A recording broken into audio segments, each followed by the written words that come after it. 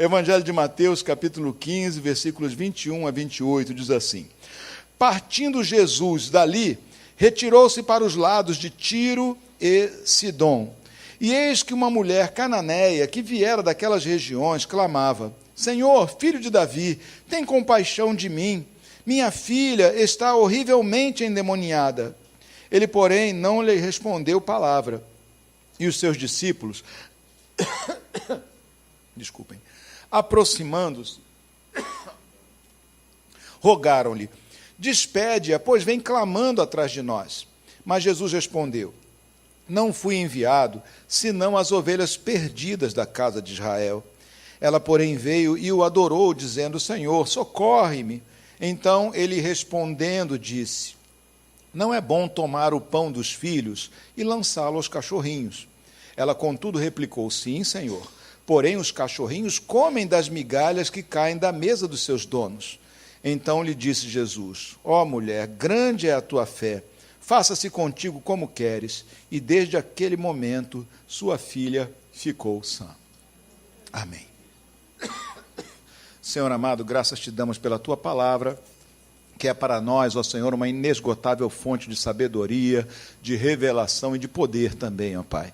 Então, Deus Santo, em nome de Jesus, fala conosco por meio dela nessa manhã e transforma, ó Senhor amado, essa que vai ser uma pregação geral, genérica, ó Pai, em algo pessoal, específico e particular para cada um de nós aqui, Pai. Aguardamos esse milagre em Ti, em o nome de Jesus. Amém e amém. Podemos sentar, irmãos.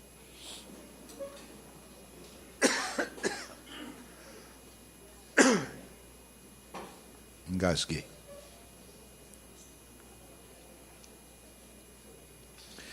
Nesse texto aqui, nós vemos um deslocamento de Jesus para uma região mais ao norte ainda de Jerusalém, fora do território da Judéia. Ele foi para a região que anteriormente foi domínio dos fenícios, grandes navegadores da antiguidade, e posteriormente dos seus herdeiros, que são os filisteus. Os filisteus, na verdade, são os fenícios. Os filisteus foram grandes inimigos do povo de Israel, na antiguidade, no período dos reis, no período também da conquista da terra. Eles foram grandes inimigos e sempre estavam causando problemas para os israelitas. Os filisteus chegaram a dominar os israelitas. Os filisteus, eles dominavam a tecnologia do ferro.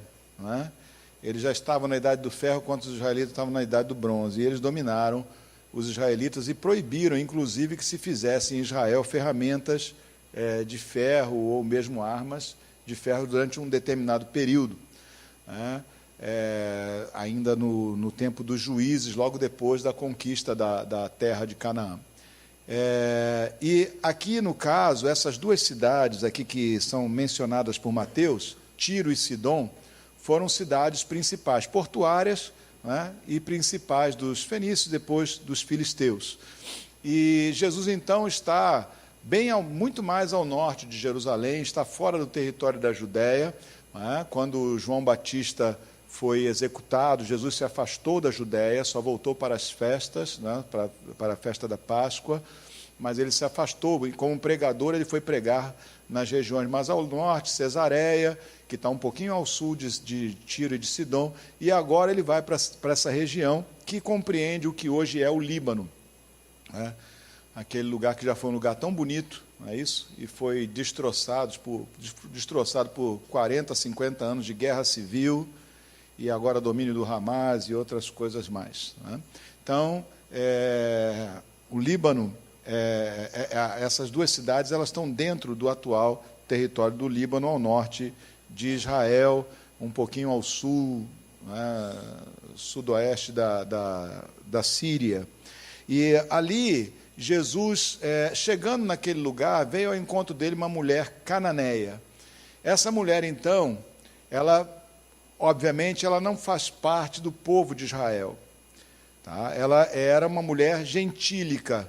Mas você vê aqui nas coisas que ela diz, nesse diálogo dela, você vê, dela com Jesus, você vê elementos de fé judaicas, de fé messiânica, inclusive no sentido de que ela cria que Jesus era o Messias. Primeiro porque quando ela clama a ele, ela chama ele de filho de Davi. Chamar alguém de filho de Davi nesse contexto profético era assumir que ele de fato era o Messias. Então a mensagem tinha chegado a ela de alguma forma.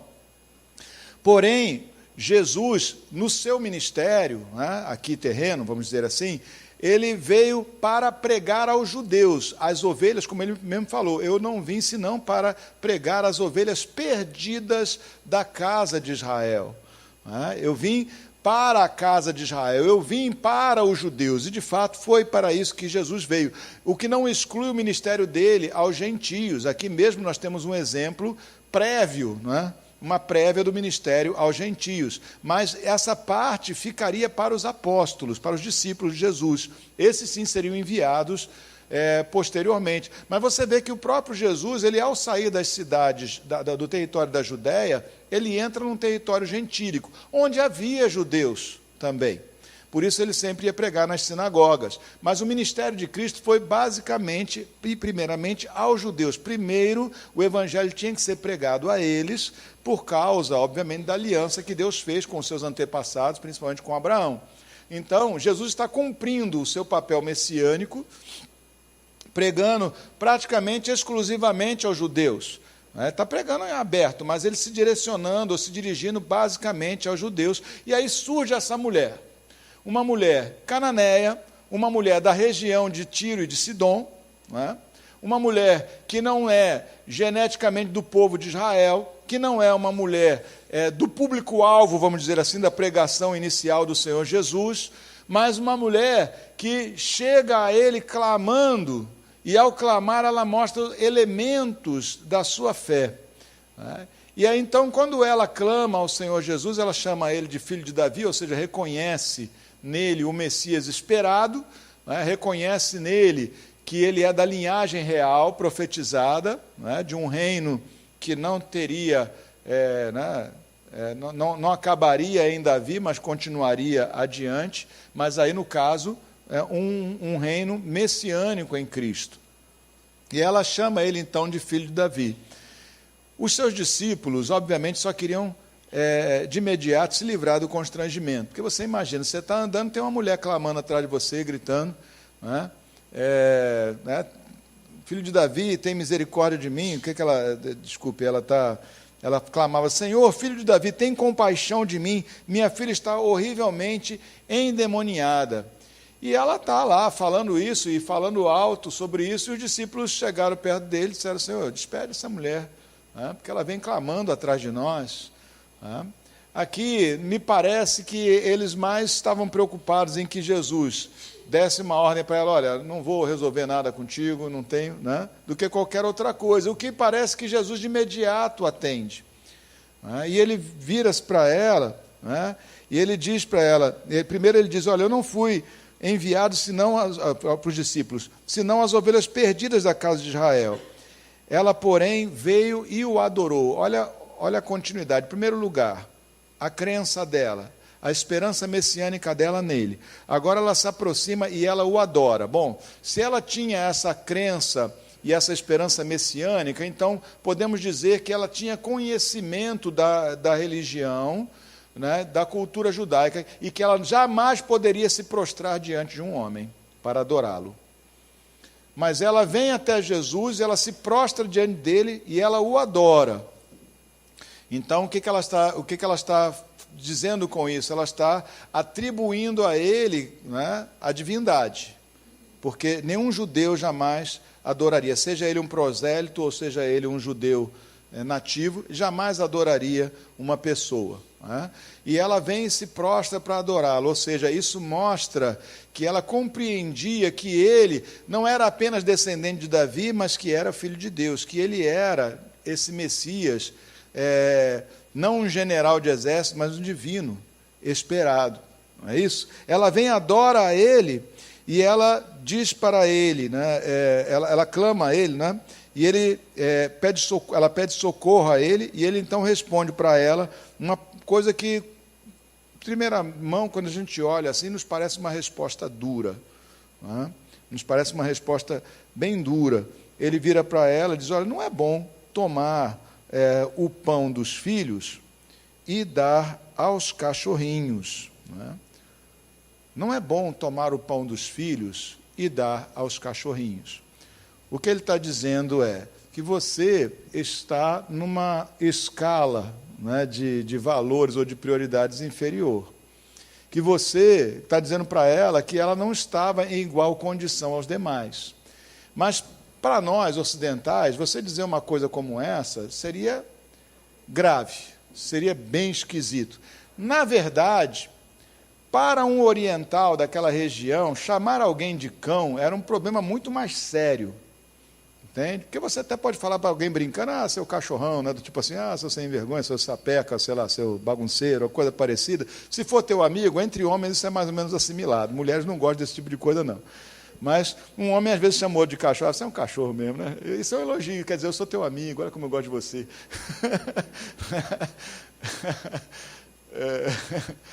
É interessante essa questão cultural. Dentro de uma mesma sociedade, se você dissesse para uma mulher, é uma ofensa. Se você dissesse para um homem, quer dizer que você é amigo dele. Mas, dentro desse contexto aqui, para um oriental, chamar alguém de cão seria chamar essa pessoa de alguém que tem pensamentos maliciosos e traiçoeiros. Porque um cachorro na região, eles estão se reportando a raposas, a cachorro do mato, aos lobos, que são roubadores dos animais domésticos, que vêm e comem os animais domésticos. Então, são traiçoeiros, atacam repentinamente, atacam de longe, mordem. Não está falando de um cãozinho doméstico que está no pé das pessoas, né, quando se diz cão. Mas aqui, no caso, Jesus não usou, tem duas palavras no grego que são designadas aí, eu queria destacar duas palavras no grego. Uma é kuon e a outra palavra é kunarion. Tá? Jesus falava em aramaico. Tá? Provavelmente sempre se referiu em aramaico, porque ele pregava nessa língua, que era uma língua mais comum naquela época. Mas o registro dos evangelhos foi feito em grego. Por quê? Porque quando os evangelhos foram escritos e pregados, a igreja já estava em expansão para o mundo grego, então usaram essa linguagem, que como linguagem escrita era mais conhecida de todos. Então aqui, o Mateus registra que Jesus usou a palavra em aramaico correspondente não a kuon, que seria cão, mas a palavra correspondente a kunarion. Kunarion é cachorrinho, em português. Seria uma palavra muito mais simpática, inclusive é que está registrada aqui. Não é? Por isso que aqui não é um atenuante, o copista, ou alguém tentou atenuar, não. Foi o que Jesus chamou.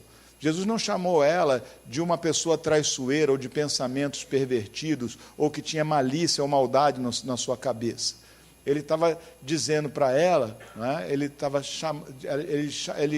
designou para ela, ou usou o termo para ela, kunarion, né, o que no grego se traduz, melhor dizendo, por kunarion, que é uma palavra muito mais simpática, mas ainda assim a colocava num status inferior aos demais.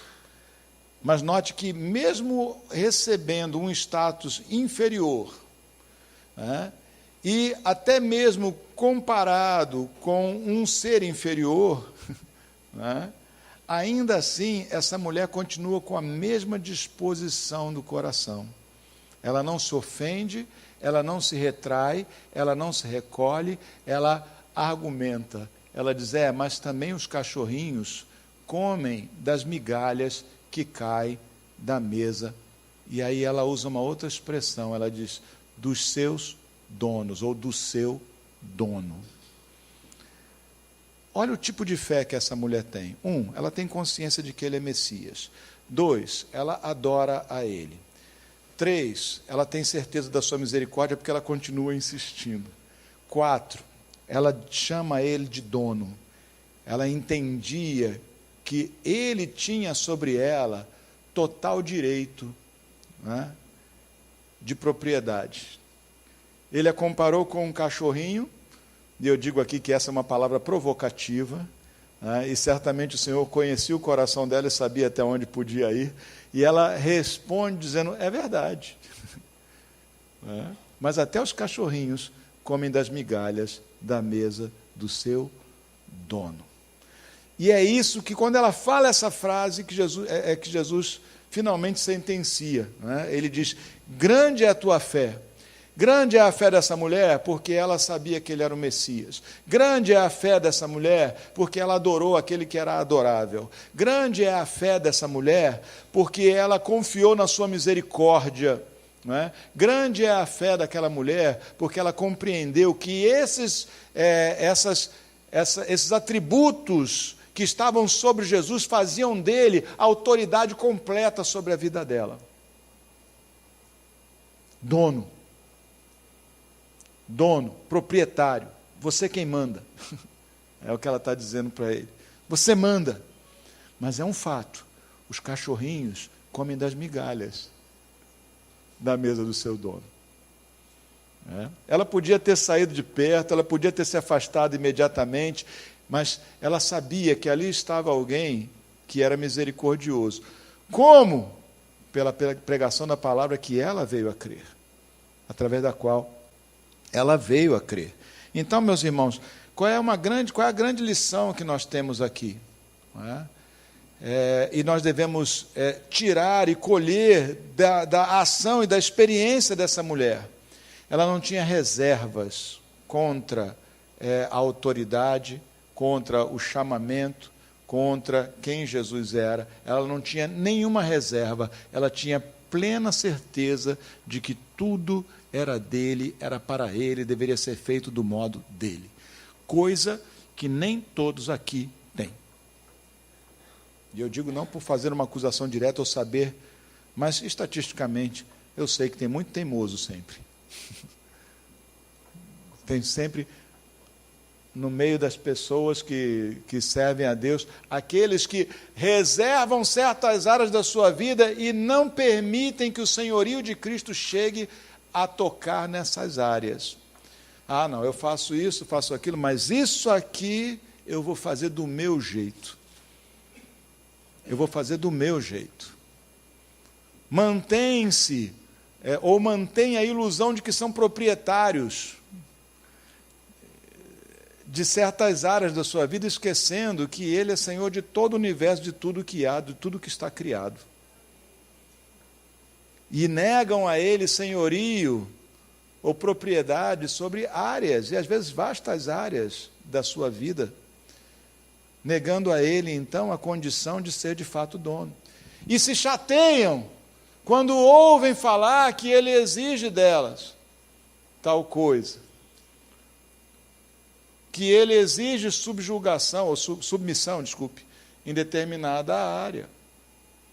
Porque, no fundo, não compreenderam ainda que Ele é dono de tudo que há e de tudo que somos. Não só do que temos, do que há, do que temos, mas também do que somos. Amém? Essa grande fé que ele aponta é a grande fé de alguém que rende tudo a Ele. E aí, qual é a reação que ele diz? Qual é a reação que ele tem? Ele diz: grande é a tua fé, faça-se contigo como queres. Aliás, esse é o desejo de consumo de todo crente moderno, que o Senhor faça tudo o que eu quero. Não é? Quem não quer? Um gênio da lâmpada que não concede só 3 desejos, mas todos os desejos. Quem não quer acreditar em Papai Noel? Que você manda uma cartinha para ele e ele faz o que você quer? Esse é o Deus da sociedade de consumo. Mas por que então Jesus diz: faça-se como queres? Porque ele sabe que o querer dela está sujeito à vontade dele. Que o querer dela combina com o querer dele, que o querer dela não é diferente do querer dele, que o querer dela está submisso ao querer dele. E aí alguém vem e esfrega a palavra, né? Diz assim: a palavra de Deus, tu, Senhor, disseste, tudo que pedires em meu nome será concedido. Mas se esquece que o que precede esse pedires em meu nome é fé, essa fé. Não acreditar meramente que Ele existe, mas crer que Ele é Senhor e Deus, ou seja, Ele é dono. E que não pode haver ou não posso alimentar em mim, não posso alimentar, haver pode, porque nós somos pecadores e essas coisas entram no nosso coração, mas eu não posso alimentar e tolerar em mim qualquer vontade que seja incompatível à dele. Mas se tudo em mim está rendido a Ele, então tudo em mim quer o que Ele quer. Então Ele disse para essa mulher, seja feito, faça-se contigo como queres. Porque o querer dela é compatível com o dele. Porque o querer dela está submisso ao dele. Porque o querer dela é o querer dele. Entende? Então agora vamos para aquelas frases de efeito que fazem muito sucesso, né? No nosso consumismo pós-moderno neocristão. Qual é a chave, né, do meu sucesso espiritual? É isso. É saber que tudo que eu quero tem que estar sujeito ao que Ele quer. É saber que Ele é dono de tudo. E querer contra o que Ele quer é tolice, porque a vontade dEle é que vai imperar no final. Querer contra o que Ele queira é desperdício do seu tempo, do seu esforço. Orar por qualquer coisa, quando não se quer a coisa certa, é desperdício também das suas orações. Porque simplesmente o que faz efeito, ou que torna uma oração eficaz, é quando uma pessoa está com o seu coração em consonância com o coração de Deus. É quando o seu querer é o que Ele quer. É quando o seu querer está sujeito à vontade dEle, à divindade dEle, né? ao querer dEle. É quando você reconhece que Ele é dono. Isso torna a nossa oração eficaz. Por quê? Porque muito vale pela sua eficácia a súplica do justo. Quem é o justo? O justo é aquele que está ajustado. Não tem sobras nem faltas. Amém? Todos nós sabemos o que é uma roupa justa, uma roupa apertada e uma roupa folgada. Uma roupa justa é quando ela está plenamente ajustada no seu corpo. Uma roupa apertada é aquela que te deixa com aquele físico de tangerina, cheio de gomos, é aquela impressão de que se você se abaixar, vai acontecer uma tragédia. Vai rasgar tudo, vai voar um botão. E uma roupa larga é aquela que faz de você um badalo de sino. Mas nós não compreendemos, às vezes, o que é para Deus ser justo. Justo é aquele que se encaixa plenamente. Não falta nem sobra. E o que é que Deus considera justiça? Fé. Não qualquer fé. A fé que Ele viu nessa mulher. A fé que atribui a Ele aquilo que Ele tem de fato. Ele é Deus. Ele é Deus. Vamos parar de teimar. Ele é Deus. Vamos deixar Ele dizer para a gente o que a gente deve fazer. Ele é Deus. Vamos fazer as coisas segundo a sua vontade. Ele é Deus. Vamos nos submeter ao seu querer. E aí, quando eu orar, a minha oração tem eficácia. Porque é a oração de alguém que está disposto, não a fazer pirracinha, a reclamar, porque não tem o que gostaria, mas que está disposto a dizer, Senhor, eu sei que mesmo o cachorrinho come das tuas migalhas. Eu sei que mesmo com os meus defeitos, mesmo com as minhas inferioridades, mesmo com o meu perfil rebaixado e talvez até mesmo, não é, o meu histórico bem rebaixado em relação a outros, sempre vai sobrar uma migalhinha para mim. Porque tu és generoso. E nunca faltará. Mesmo para um cachorrinho que nem eu. Um pão que me venha da mesa do meu dono. Amém? Mesmo com as nossas imperfeições. Mesmo quando nós não nos encaixamos plenamente no seu propósito. Sempre há misericórdia. Mas aquela mulher se encaixou melhor do que muitos para quem Jesus veio pregar, porque nela havia a convicção de que ele era Messias, ele era Senhor, né? Que ele era misericordioso, que ele era dono. Seja essa a nossa convicção. Amém? Vamos orar? Senhor Jesus, tem misericórdia de nós. E esse não é um apelo desesperado. É um pedido oriundo de uma certeza de que tu tens, de fato, misericórdia de nós. De que estamos pedindo misericórdia a um que tem para nos dar. A um que tem por nós. Misericórdia e amor. Tem misericórdia de nós, Senhor. Porque nós muitas vezes, ó Senhor amado, caminhamos pela vida como se nós fôssemos donos do nosso próprio nariz, como se nós pudéssemos fazer tudo o que quiséssemos, como se o centro do universo fôssemos nós e as nossas ambições e pretensões.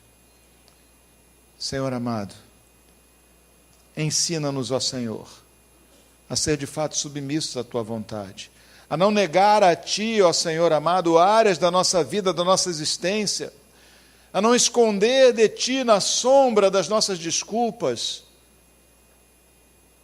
nossos pecados, nossos erros, nossas ambições desmedidas. Que não haja zona de sombra, Pai, no nosso coração, mas que cada cantinho de nós seja iluminado pela Tua graça, pela Tua vontade, pelo Teu poder, pela majestade de quem Tu és. Senhor amado, nós queremos, e eu creio que muitos aqui o querem, nós queremos render a Ti mais uma vez o nosso coração. E olhando para dentro de nós e sabendo em que áreas temos sonegado a Ti o que é direito Teu, nós queremos agora, Pai, apresentar diante de Ti, Senhor Jesus, essas áreas, e rendê-las mais uma vez a Ti e dizer, Senhor, é um direito Teu, Tu és o dono, e eu sei muito bem que Tu és o dono. Opera, Senhor, convence-nos do pecado, da justiça e do juízo. Opera, Senhor, e retira de nós, ó Senhor, essas sombras, essas trevas. Opera, Senhor, e dá-nos consciência, Senhor, de que somos Teus, predestinados para o Teu querer, para a Tua bondade, para a Tua glória. Que ainda quando éramos massa informe dentro do ventre de nossas mães, Tu nos conhecias e tinhas propósito para nós. Que Tu nos elegeste antes de criar-nos. E ao nos criar, nos criaste para Ti. Então, Senhor, não queremos negar a Ti o que é Teu. Ilumina, Senhor, nosso entendimento. Remove de nós, ó Senhor amado, toda a soberba, a inútil soberba humana. Remove de nós, Senhor. Que nós possamos, ó Senhor amado, iluminados no nosso entendimento, possamos render tudo a Ti, ó Senhor, de fato. E quando Te chamarmos de Deus e Senhor, que isso não seja parcial ou relativo, mas seja absoluto, completo. Seja assim, ó Senhor.